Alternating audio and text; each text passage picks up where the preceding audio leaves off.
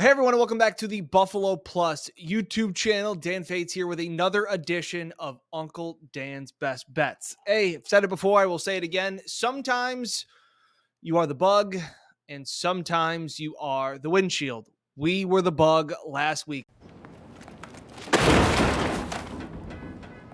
Before we get into it, please be sure to like, comment, and subscribe. We really appreciate it. Smash that subscribe button. It'll help us bounce back this week. Last week, not great. Crazy week. Did it from the hotel room. Now we're finally back here. New camera setup. Looks all nice. Last week, 3, 4, and 1. Not good enough. How are you? Not great, Bob. On top of it, some couple of really bad beats. The Titans did not show up. I'll get to them, unfortunately, in a minute. The Bears scored a who cares touchdown late to hit the over in that Kansas City game, and the Allen completion over did not hit because, well, Josh didn't play in the fourth quarter at all. But hey, we move on. We move forward. 11, 10, and 1 on the season. Sorry to Dale, Prescott, Ian, all the others that follow along. I'm better than that, and we will continue to be better this week. We bounced back. Last week, I said, crazy week. Wasn't really sure about what I was even feeling really as the last picks were kind of going in. This week is the first week that I feel confident. I feel like I have a decent grasp of the board, a couple of ugly plays, but hey, last week, what'd I give you? I gave you the Texans. I said, hold your nose and take the Texans against the Jags. Bingo. Texans hit. So that was a good one. That one felt good. The under as well in that Minnesota game, never in doubt, but we move forward.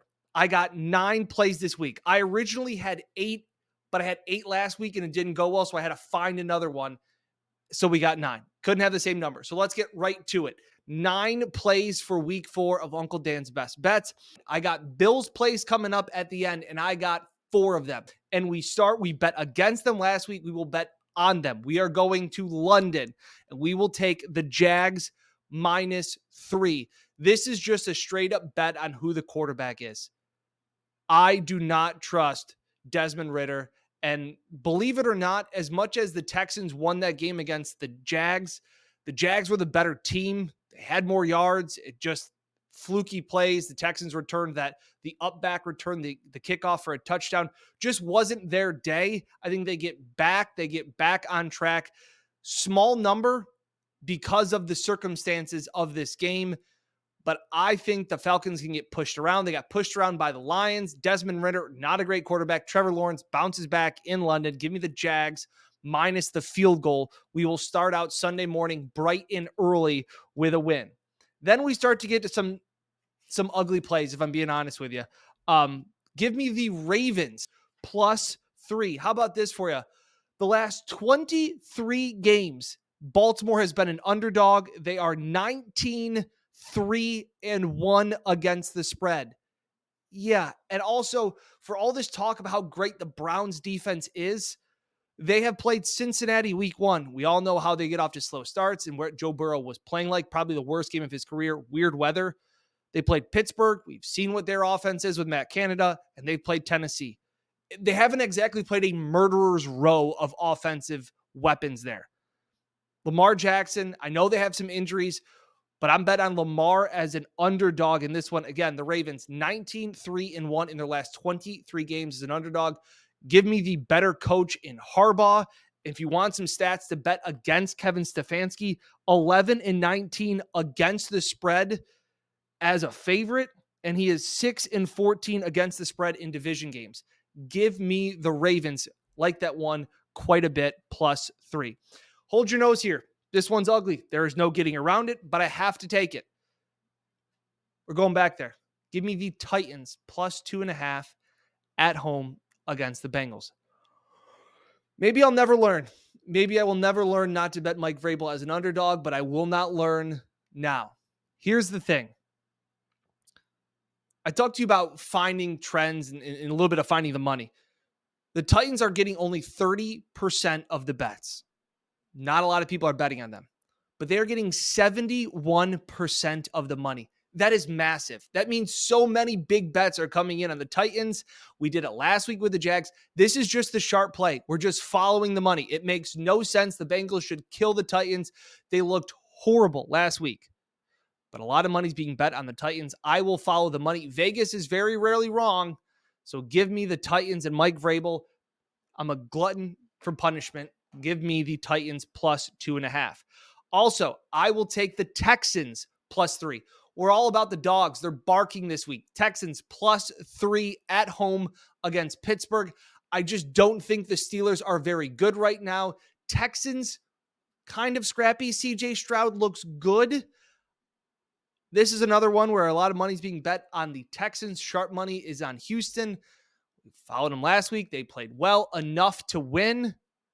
I will take the Texans again, plus 3, just kind of fading Pittsburgh here. And we will skip to Monday night. I'm going back to old reliable. Give me Brian Daboll and the Fighting G-Men plus 1. Brian Daboll, 6-1 against the spread off of a loss. Give me the better coach, the good coach with multiple days off. They're getting the extra time off. They were in that game with the Niners and they used all of their energy to have a comeback win against the Cardinals. Then they had a bounce back on short rest to fly and take on Arizona. I think they just wasted all of their energy in that second half comeback. Look, they have played Dallas. They have played the Niners. They've gone through a grueling schedule, but I like them with 10 days off to get right against the Seahawks. So give me Brian Daboll plus 1 on Monday night. And finally, 4 plays for you. I got 4 plays for the Bills game against the Dolphins. I think it's the marquee game of the week. And we'll start right with it. Stefon Diggs, he has been outstanding. He was great again in Washington. I expect him to be great again. There's a lot of trends here. And look, all week I have kind of thought about the Dolphins and the way that they have played and the problems that they can cause the Bills. And it came down to the point where I was getting ready to make these bets. And all of a sudden I just said, it's just the Bills. So first, let me go to Stefon Diggs. I think this game is a shootout. I think this game does go back and forth. I think Stefon Diggs will have a big game. He needs to have a big game like he did in the playoff game, in the wildcard game against the Dolphins. I like him to go over 81.5 receiving yards. He's gone over 100 in 2 out of his 3 games. I like him to do it again at home against the Dolphins. I like Josh Allen. Yeah, it was a bad beat. It was the right play. It was the right side. We will go to it again. Josh Allen this time over 23.5 completions. The only reason it didn't hit was because it was a blowout and he didn't play in the fourth quarter. It took a blowout and it took a AJ Epinesa pick 6. If either of those things don't happen, Josh completes 3 more passes and we hit the over. So I don't think this game is going to be a blowout one way or another. Josh will play all the way till the final snap. I think he's going to have to compete with this Dolphins offense that will put up points against the Bills defense. So give me over 23.5 completions for Josh Allen. And I will also, this is the one, don't think, just throw. Give me the Bills, Dolphins, give me the over. This is just one that you want to bet the over. This would be 0 fun to bet the under. 0 fun. So bet the over. Life's too short. Give me over 54 points. Josh Allen, since arriving against the Dolphins, they've played 11 games. The Bills have averaged 33 points. I think both teams, I think the Bills score in the 30s. That means the Dolphins have to score in the 20s pretty much to hit this. I will take that. Give me the over. And finally, my best bet play of the week. My 2-unit play. 1 and 2 on the season. Again, the bad beat. Josh Allen's side of the over completions was the right side. I will stand by that. That's why I'm doubling down on it this week. But my best bet, again, I told you I was all on the Dolphins all week, right? And then I crunched a few numbers and I realized it's Josh Allen versus the Dolphins. And I said, yeah, they're just not going to lose. In 11 career games against the Dolphins, Josh Allen is 9-2. He has 34 total touchdowns and just 7 interceptions. He's averaging 276 passing yards, helps the Stefon Diggs over, and he's averaging 33 points. Josh Allen just doesn't lose against the Dolphins. I think he has 19 career Offensive Player of the Week awards coming after playing the Dolphins. This is just a spot where they don't lose. And you want some history. Some of these history stuff I find are stupid, where it's like career, the Browns are this against the Steelers. What does the team in 1980 have anything to do with the team that they're playing now?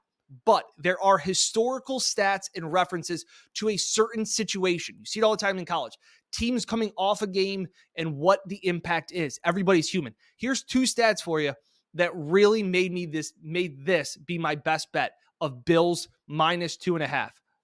The Dolphins are the 12th team in the last 20 years to be 2-0 against the spread. Sorry.